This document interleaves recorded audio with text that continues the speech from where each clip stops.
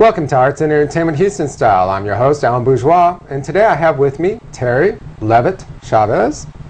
Welcome. Thank you. She is an artist here in Houston, and your artwork is quite impressive and seems to be very, I really can't put a category on it. So why don't you explain what your art is considered? Well, I consider abstract art. I paint in acrylics and oils and encaustics.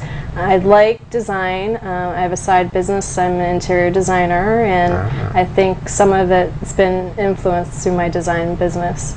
Okay. So in your design aspect, you allow some more free play, or are you more restricted on what you can do, and therefore you transfer it into your art?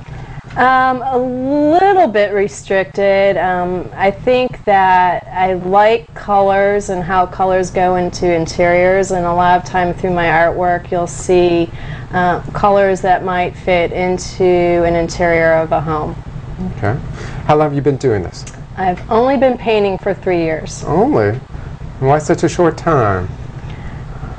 I liked art as a kid, and as a kid, though, I was told, pursue business, and so I went into a different direction, and really didn't realize that I liked art until a couple years ago. Okay. A lot of artists are in your same situation. When they're kids, they just love doing it, being creative, but yet they're told, no, you need to be responsible, do this, do that.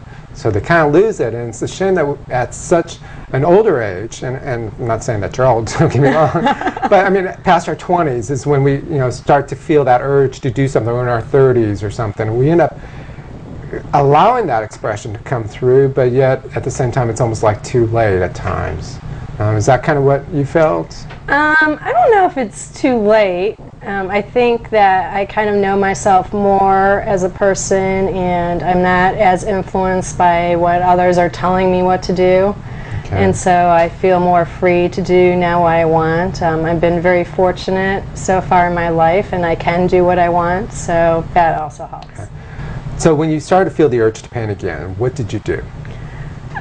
I actually didn't feel the urge right away. I was going to a lot of art galleries, looking at other people's art, kind of thinking in my head, maybe I could do that. And I started actually taking art classes over at Mind Puddles, and that's how I started to begin. I've been really influenced through my teacher there and owner of Mind Puddles, Leavitt, and he showed me a few techniques, and I started just really experimenting. My husband told me I should be in what was called a $100 box show at the time. It still actually exists at Mind Puddles today in December. And I painted 2 boxes for that show, and they both sold, and I felt great about it, and I continued. So that's how it kind of started. Great. Now you're at Eastman Gallery. I'm at Eastman Gallery. Okay, and you get to show what, about every other month or so? Actually, we've been showing there every month. They run a show there, so actually there's 2 in a month. So we get exposure that way as artists. I'm over at Mind Puddles still, and I'm teaching actually art classes there on Saturdays. Wonderful. Now when you have the urge to sit down and do something, create something. It comes at all different times, and you just find the time to do it, or do you tell me? Usually, I like doing art, I think, as an escape. I like doing it at night for some reason. I think I'm a night owl. And I'll find myself at my studio space. I'll start painting at 7 o'clock and wind up there till about 11 o'clock, 12 o'clock. I'm getting a call from my husband, Anthony, who's a great supporter, but telling me, please get home.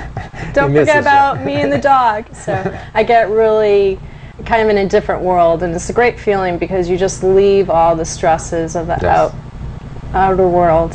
Yes, as a writer, when I get into a story, I feel at times it's just not me. It's like something takes over me, and I just go with it. I understand. It's a wonderful experience.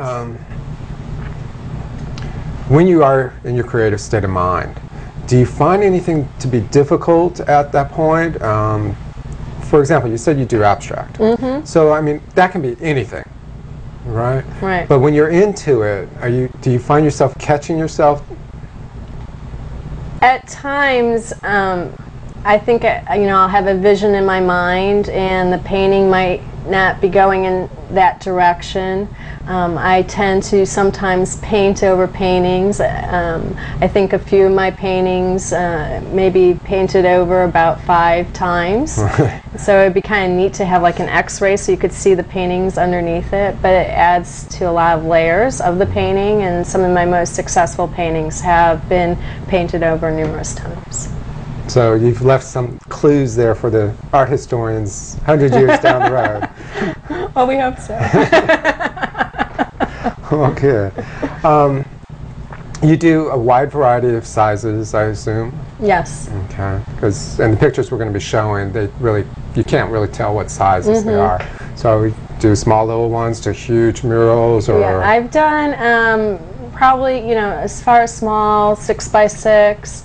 I've gone all the way up to, I'd say, 6 feet by 5 feet. So not murals, but pretty large Pretty good size. Yeah. Now, there's one thing a lot of artists have an issue with, or some difficulty, some don't, is how to price their artwork. What do you experience with that?